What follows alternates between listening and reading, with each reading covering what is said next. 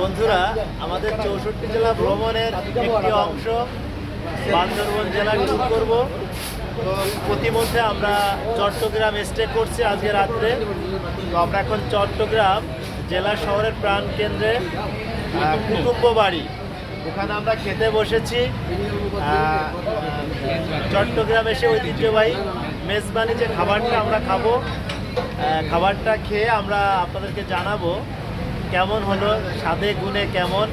তো আজকে আমরা গতকালকে বিকাল 5টায় রওনা করেছি। আমরা দুপুরে 1টা পর্যন্ত বাইক চালিয়েছি, বৃষ্টিতে ভিজেছি। তো ছোট্ট করে সবার একটু সাক্ষাৎকার নিয়ে নিচ্ছি। আলিয়া ভাই, কেমন লাগতেছে ভ্রমণটা সংক্ষেপে? সেই আলহামদুলিল্লাহ, কষ্ট করেছি তাই কষ্ট পাচ্ছি। আলহামদুলিল্লাহ, খুব মজা আর কি বলেন? আলহামদুলিল্লাহ আলহামদুলিল্লাহ। আচ্ছা, সেই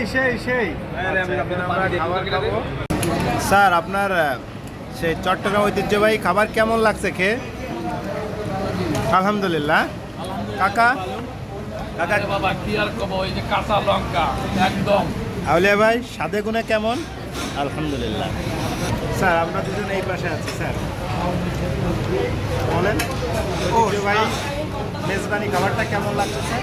ঐতিহ্যবাহীটা খাইতে পারলে ভালো লাগতো, কিন্তু এটা তার ঐতিহ্যবাহী না, এটা হচ্ছে এমনি সবুজের মাংস রান্না। Commercial traditional.